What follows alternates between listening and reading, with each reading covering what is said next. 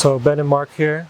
Today we're Yeah. talking about Mark's history of developing meditation practices Yeah.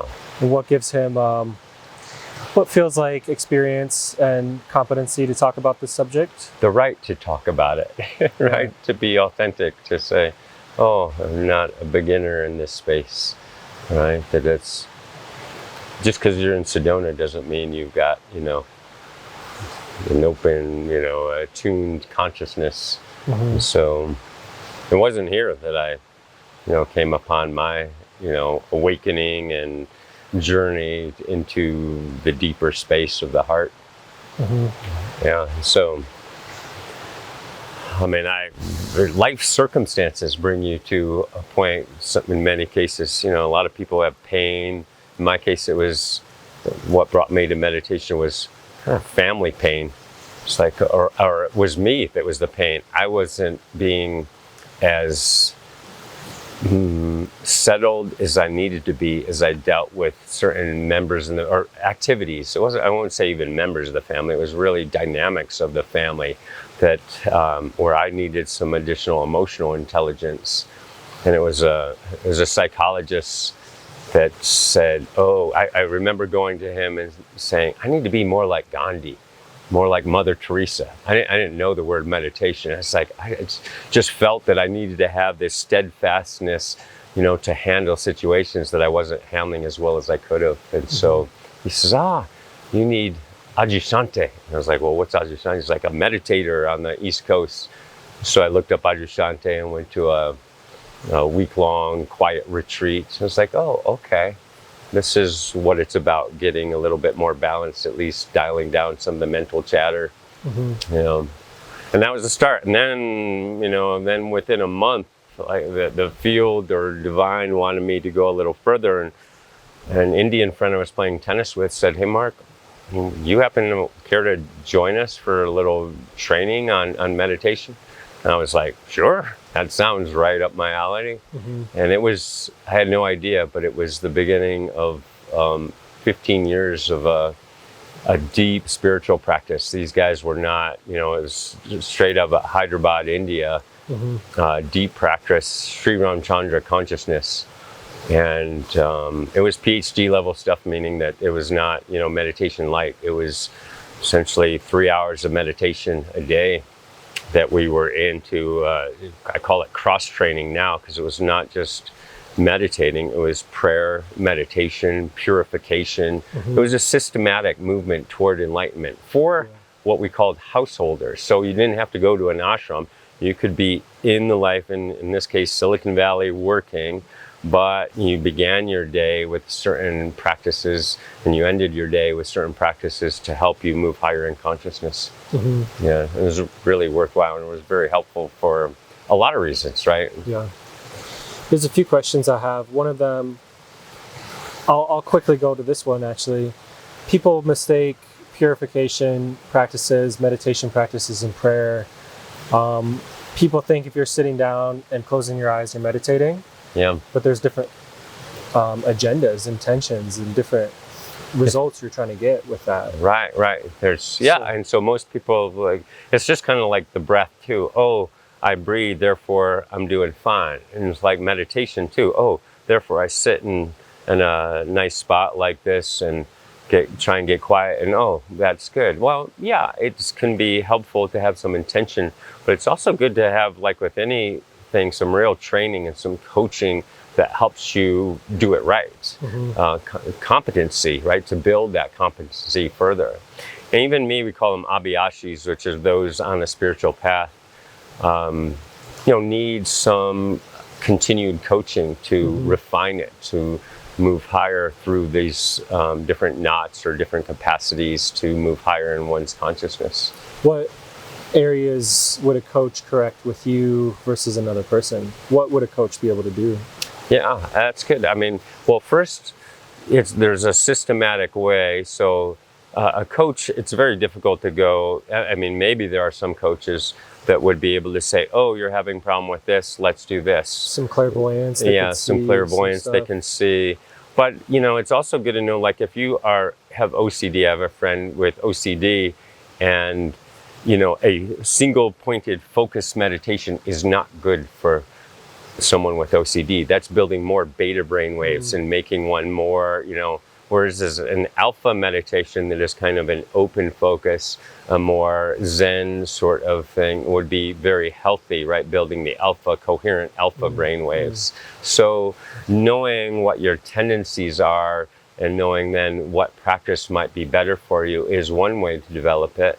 In our practice, it was more a systematic way of certain types of meditation that were purifying, where certain times of the day you did this purification to kind of rid the samskaras, the impressions that occurred throughout the day, so that and prepare oneself then with certain prayers at night to elevate consciousness through the evening, through the night, so that you're real clean and pure by morning when you want to go deep into meditation and have some deservancy, right? And you're going deep to allow for the source energy, Sri Ram Chandra consciousness, or whatever that source is, God, to kind of move in. You empty out the ego and allow a higher divinity to kind of move in and flow through you. And so, that was the systematic way, anyway. So a lot of people don't understand your meaning of deservancy. And I think one of the ways we can explain it is with the law of resonance, each reality has a resonant match. And so you're attempting to kind of fill yourself up with a specific charge and vibration that brings the parallel in the outer world more so than the opposite, or more so of the things you don't want to experience, which those samskaras could be continuing the charges that reflect trouble and drama into your life, where cleaning that and getting into the deservancy you're talking about is getting aligned with health, wealth, prosperity, happiness, those sorts of things. Yeah, I think those things will come right through. So those are good points, right? Getting that resonance down, aligning, I'll bring it back to aligning with divine so that the balance comes in these other facets of life, right? So that the discernment, they call it Viagra and Viveka, which is due attachment, so that you don't get attached to one's own egoic mind and certain pleasures and desires and or emotions that occur, so that you can let go a lot easier, right? And then having more Viveka is more discerning, so that you can move through this 3D plane with more discernment of where you need to put one's energy in order to bring about a not just a balanced mind, but a higher potential of oneself. And so this alignment this way, and the work done to bring this alignment and cleaning up oneself so that the alignment is there, then brings about the deservancy for more balance and maybe a more fruitful way of living. So when you first started this path, a lot of people realize, okay, I have emotional irregulation. I have trouble at home that causes more of it. Why do you think you were different? Because everyone can note that about themselves. And some people can drag themselves to that first, self-help session.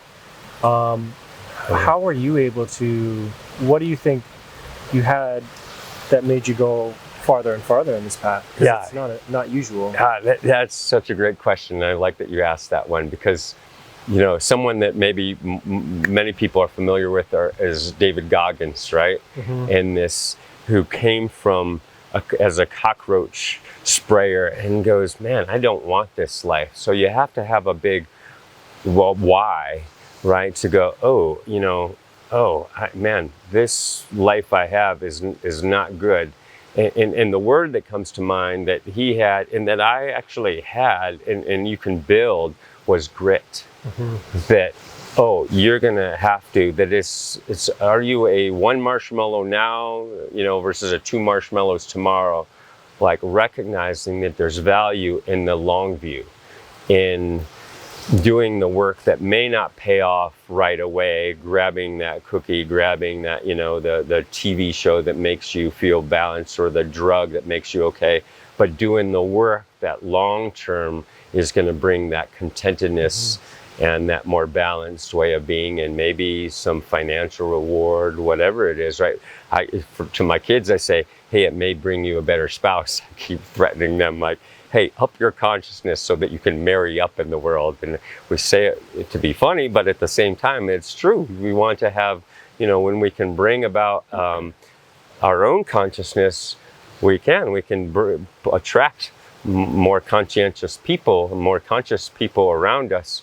And when we, if we are a young person, wanting to have a family, that more settledness, that more balance will bring about a family that is more settled in nature, or of a higher consciousness. Because it all starts with, and this dovetails to the settledness of the eggs within the woman to begin with, right? And if she can be balanced through, her own energy as she's pregnant, or even through her life, because the eggs are in there to begin with. And so that's already there. And so if you can develop a lifestyle that has a settledness and a connection to source, that's going to bring about long-term a better life.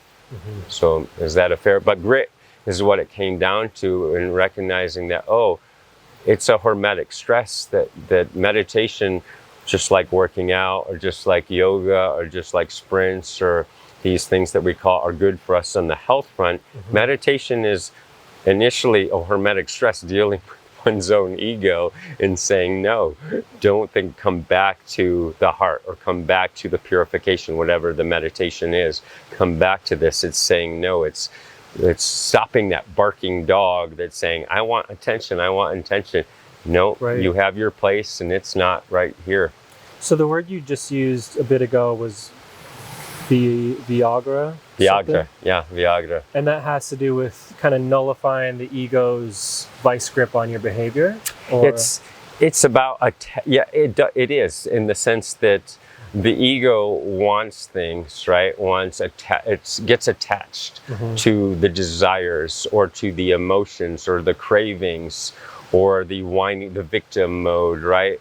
And we need to do away with that. And so Viagra is like, do attachment, and which is attachment this way to source. Like, it's the only thing that's permanent, really. Everything else is impermanent. And so recognizing that, and having attachment to these things out here in this world will only cause strife, over time. And so it's aligning this way, so that this way is a lot cleaner and easier. So that what is Viagra is about, is the correct kind of attachment. And ego death, I guess, is a word people throw around, which is starting to realize that voice in their head isn't them. That voice in their head isn't something they should necessarily be obedient to, overly identify with. It's a paradigm shift that you can look around. You don't have to be spiritual to start that paradigm shift. There's a lot of people that are very conscientious of it. But then in the spiritual community, some people aren't. And I'm curious what can accelerate, again, that kind of separation between, you realize you're a being. There's a lot of aspects of the being, and the ego is just one of them. So why does the ego get such domination of attention and obedience?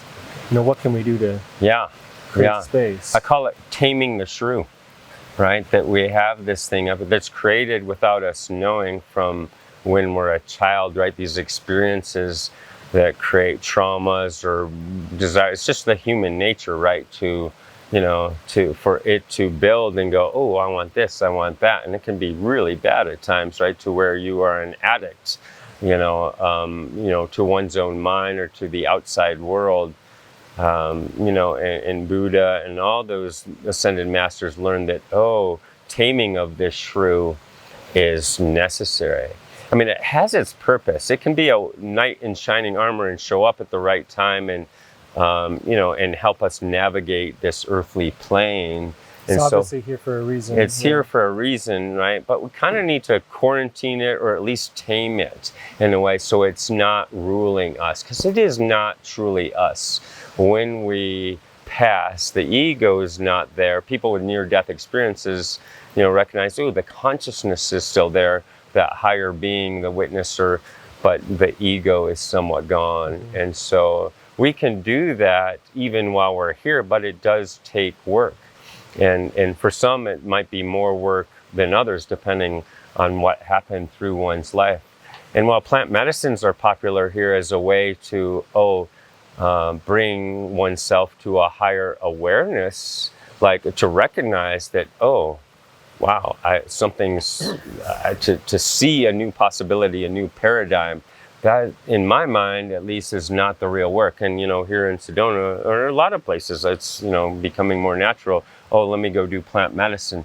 But is that really dialing back the ego? And, I would counter that it might give a window into divinity or something else out there, but then the work needs to begin of taming the shrew. Yeah, there's no substance that changes your life. It's your behavior. It's your will. It's your will, yeah.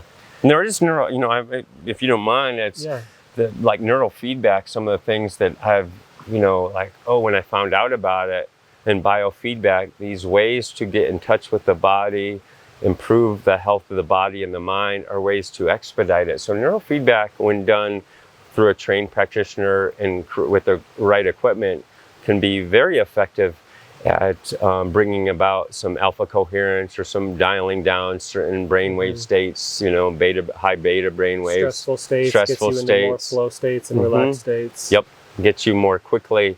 And we can even, at some point, maybe another talk, we'll talk about how to do that while hiking, how to do that while biking, how to do that to bring about this more flowy state, kind of meditation in practice through the day. Which can help too. Like, it doesn't always have to be quiet and serene. It can be what we call becoming the prayer, becoming more of having that meditative practice, so that when we approach another being, we're listening more, we're attuned, we're not reactive. The word I use is nutrients. Life has all these nutrients, and sometimes you'll be at the luxury of a quiet creek and you can meditate here. But other times you're getting cut off in the grocery store and you have to wait an extra 5 minutes, and how do you return to balance there? Or you're in a hard workout and you don't want to lose your head and you want to bring the spirit back down. So there's all these arenas that we're going to have to practice. Presence, meditative, inputs. It's a great point, because that's the real world, right? We, for beginners and for really getting the nectar of connection to divinity, there are best practices for how to really dial it down, the monkey mind itself. But then we don't have to let it go at that. We can kind of make the daily, our what we're doing through the day potentially can be a practice too, of keeping the smile there, of keeping the balance there, and reframing.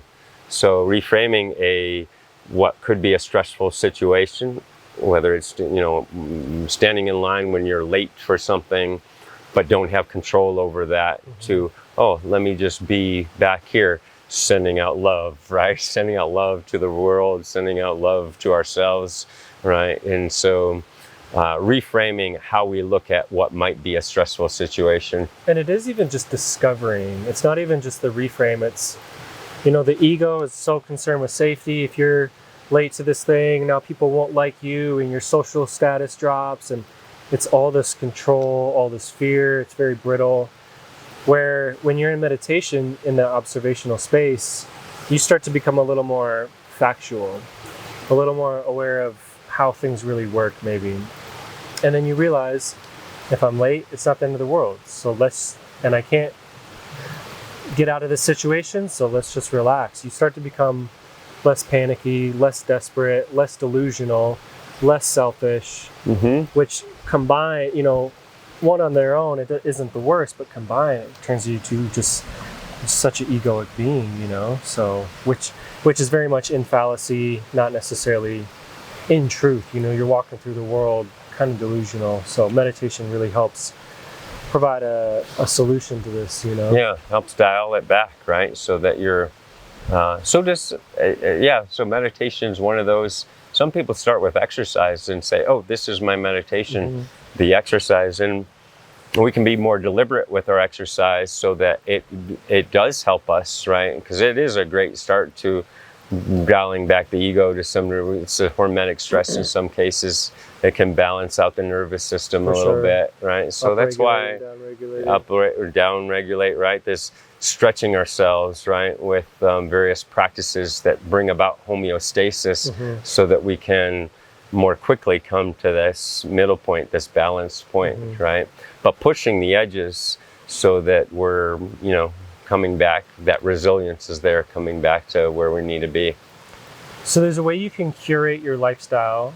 For instance, you don't want to meditate. Maybe you're, for lack of a better example, maybe you're OCD and you can't get that brainwave or that single point meditation that you're talking about. You have these things, and it takes a little bit of curation, but again, the ego steps in to say it's not worth it. Why do this? Why go to bed early, wake up and meditate immediately? Why work out and meditate after my workout? Again, what do you say when the ego starts to masterfully try to sabotage this self-improvement?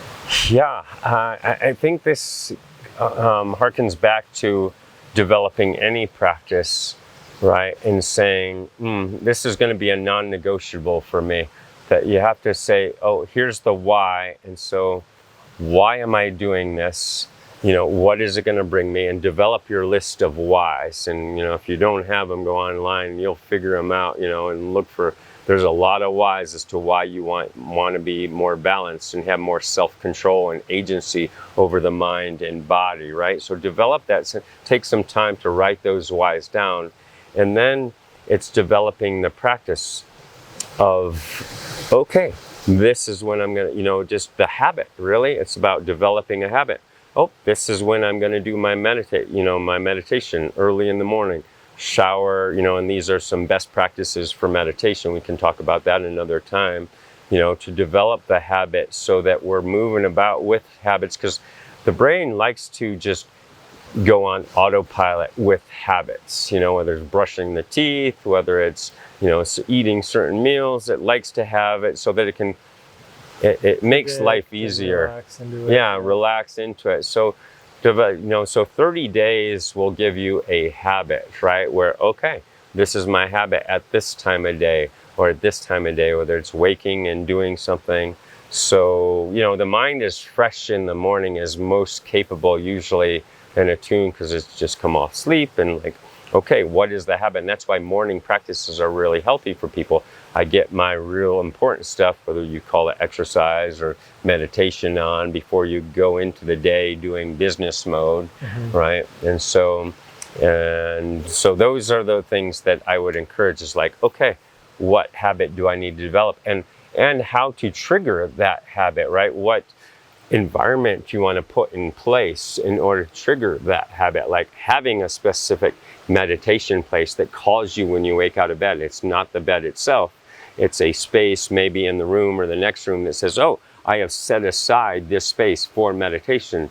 I have set aside this certain getting ready, this time for getting ready for the nectar of divinity to flow into my life. And so setting it up as something that's important to yourself, right? And you're giving it some time, because in time it's going to give back to this being. So, we're a part of what we consider the awakened movement. People who have become aware of truths and sometimes hard-kept secrets by the establishment. And you see a lot of people are aware of, aliens and government secrets. And yet people are aware that there's a dark power structure. They're aware, but they don't look at the dark power structure within them that thrives off an ego that is easily manipulatable. Yeah, good point. So it's like, for all the, Jedi out there, the people who are trying to make the world a better place, and they're doing that through a 3D means of exposing this secret and exposing that secret. but not necessarily exposing their secrets, finding out what isn't working anymore. Just like we're trying to do with the government. Oh, that doesn't work. That's wrong. You know, it's we're really trying to get this cultural shift of why is it always out there? Why is it not here? And why is it that everyone else should change but not you? You know, and I don't know quite what I'm trying to get at here in the wording, but I can dovetail off of that because it's a great point that you bring up, because there's a lot that can attract us to go, oh, I'm going to be this Jedi and help in the 3D world, and I'm all about that myself. It's like, okay, we are here to shift awakening and to help others move into a space of caring, right, as opposed to couch potatoing it and, you know, not caring about how the world unfolds for the next generation, right, and to care and you know, and caring about the environment, whatever one cares about, you know, the values.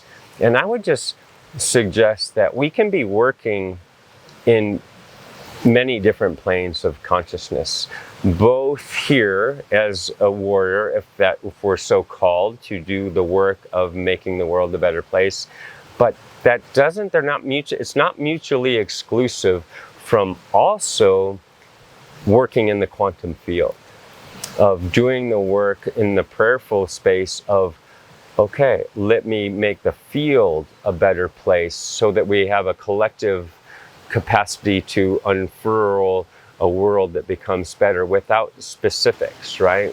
And it could just be, and maybe it is the aliens that are called in to help save the planet. We don't know, you know, how this might become, how it might unfold into a better place. But if we are sending out just, and that's why I call upon people to do universal prayer at 9 o'clock every night, because let's just lift humanity's consciousness together, you know, so that we're not saying, oh, this is how it has to live, but we want the world to be a better place, and humanity is a big part of this world. And so by just lifting the consciousness of ourselves and others, we are, you know, essentially doing the service of divine and helping this world flow into a better state. And so, but at the same time, we're helping ourselves, you know, so it's being of service, you know, in various planes. So in Vedic culture, there's something called a siddhi, S-I-D-H-I, kind of like a supernatural power, you know? And again, what hurts me looking at the mainstream of the spiritual community is when they think of, you know, the Jedi path of discipline in the spiritual front, they're thinking they're going to get magical powers and the clairs, you know, clairvoyant and the clairsentient, and they're ignoring, as you just said, the service that you put in is going to make your life better. And it's not always in this grandiose way. It's a lot of times just the subtle and the mundane. And so, those are good points. Yeah, it's like, what would you say to someone who's a little too much with the shiny object syndrome, that is neglecting the real daily events that could bring them fruit, bring them happiness, bring them growth, bring them actual fulfillment in their attempts to change the world, even if they're not getting that, you know, because it's said it can take 20, 30, 40 plus years to get these things. And so they give up on the path, not getting all these small benefits, you know? Yeah, right. But it's, I think if someone wants the clairs, you know, and some of these larger powers, it's not necessarily a bad thing. It's a worthy goal. It's a worthy goal, but recognizing that, hey, that's something that may, you know, and some people are gifted with these. I'm envious. From work in a past life. Yeah, maybe a past life. That's I'm what like, they say, from the discipline of a past life. Past life, genetics. that you've got this, right? And but they may have blind spots in other areas. Exactly. You know, that shouldn't stop one from from being of service, you know, even in the field of doing good work, whether it be in the 3D plane or the, you know, 5D quantum field, right? Of doing other work. And maybe that tool will come, right? I'll just suggest that, that deservancy of being gifted, that may come if you're doing the work of, you know, emptying the chalice of the ego and allowing for more, you know, source energy to come in. I'm hoping for that someday. I'm not a big Claire person yet myself, but I sure would like to be. We've been noticing changes though. Yeah, it's coming. I know. I'm working in that direction. It's said that when you chase the city, you move towards insanity. And so it's best to just kind of know it's a fruit. Yeah. When it comes, it comes. Yeah. Success is in God's hands. Yeah. All you can focus on is the work of today and intelligence too. It's like my intelligence, my intellect, my perspective, this thing obviously needs to get done. I should do it rather than, the escapism and the illustrious stuff. Right. And it could be as simple as, and let's bring it home for a little bit and say, I'm at a party or somewhere. How can I be of service? Getting outside the mindset of, how can I, always network more, or how can I bring in, have fun myself, is to like recognize that, where is someone else that may not be having a good time? How can I step in to make someone else feel comfortable in an uncomfortable situation? So being mindful of, how can I help the current environment out? Whether that be nature or whether it be at a party where someone might be less comfortable, or just looking to be helpful during the party for that matter, or event. It doesn't have to be a party, but an event that goes on.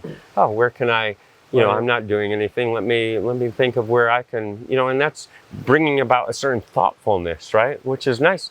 That attunement and thoughtfulness is something that will pay off long run when you're in a relationship with someone, because it'll be appreciated. It's really interesting. That makes me think of this saying that if you want to become more psychic, you become less egocentric. You start to pay attention to the people around you. You start to pay attention to their body language, their tone, what they're not saying. And slowly but surely you're strengthening faculties that deeper on that spectrum is psychic faculties, where, again, we're all chasing the ability to be a powerful healer, but we're not even accommodating in a small way to the people around us. Well, how are we going to stretch on that spectrum of being able to nourish, support, hold energy? Those are just great points, right? That, hey, looking at, having a long view in mind, and maybe some goals, but recognizing that day to day, that being what emanates, right? That field effect we have on others by our behavior, but also our thoughts, our countenance, our way of, of walking on this plane are important in our examples. And when we lift this tide, our own, we're lifting all boats, we're helping others, we're inspiring others to lift their own. And so being a model for this, right, for this behavior of proper, appropriate behavior is a great way to, we don't know how that's going to affect others, these little small things, points. And so it's a good point to say, hey, these little things can matter. Do you have time for one more question? Of course. So what's the timeline of the benefits that you started to receive from diligently following through with meditation, prayer, and purification? Because I'm sure there's a few that came up, within the first few months, but then there's also the ones that come in a few years later. Yeah. So that I understand the question correctly, it's about what were some of the short-term benefits and the long-term benefits that came about. Well, certainly the ability to be at peace with myself quickly, because in the case with Sri Ramchandra consciousness, I had a trainer that would sit with me and help clear some of this karmic load that I had on me that was causing my own discontent and frustration, right? So it settled the nervous system down quite a bit to where I could see beyond this own framing of, what about me, a kind of a victim mindset, and allowed me to step in the shoes of others and be a better listener, right? And so it gave me the space from, and meditation by nature will give you more pause between that reaction, that emotional reaction of that just kind of shows up, not adding fuel to the fire when someone, quote, misbehaves or does something that triggers you, right? To be able to have pause. And I'll give an example that I recall, because I'd go for a walk in the evening and sit on a park bench in the evening and meditate. And I remember a dog coming by and just barking right at me, and most people would just be like, and I was like, oh, I was able to stay in meditation. It's like, I don't get I don't get triggered easily. Nightmares, nothing, things that would shake people, just doesn't happen anymore. I don't get shaken, nothing is too surprising. And so it allows me to be more productive in how I handle things, short term and long term. And over the long term, one of the things that I value is higher potential and productivity, how you can help make this world a better place. And people like Buddha and Jesus had a huge effect on overall consciousness for 2,000 years. So if we can move into that potential of having an effect even beyond when we go, leaving a legacy of sorts that has a long-term effect, that's a powerful thing, but that's not an overnight thing. And so that's something to kind of work towards, is this capacity to yield bigger benefits to the planet, to humanity. And so that could be a payoff for someone like, oh, wow, I want to have an impact that's not just a hedonistic, I want to have fed the pie hole and, grabbed all I could, when you recognize that, oh, this lifetime will lead to another. And if you don't learn the lessons and move that consciousness, you're going to come back to the same, same crap again if that's where you were, right? So there's the image of a CEO. All he does is show up for a few minutes a day, sign some papers, but he makes more than everyone else in the building.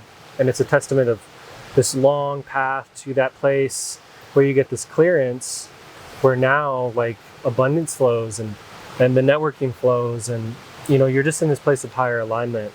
And they say the same is true with the spiritual path, where you work on spiritual alchemy, you get to this point where you can create gold, and the world kind of opens up for you. You have more clearance, you can go and do these nice things, but it takes... And a word to those CEOs, those C-level executives that have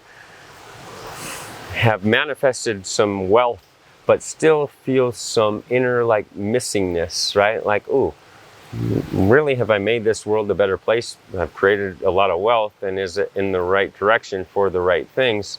And maybe it's time for a new chapter, because often you've still got another 50 years to your life. And it's time to turn the chapter and move into a space of, oh, how can I bring about yield that higher potential and that new capacity? So a little commercial there for those that are ready for the new chapters. Come visit us in Sedona, because we think we have something for you. If you want pipes like Mark, you got 50 years left. So thank you, Ben. It's only because we happen to live in a beautiful place that we are triggered to be outside doing the work, doing ancestral work, as well as the work of the quantum field. Exactly. So thanks for doing this. Yeah, real good.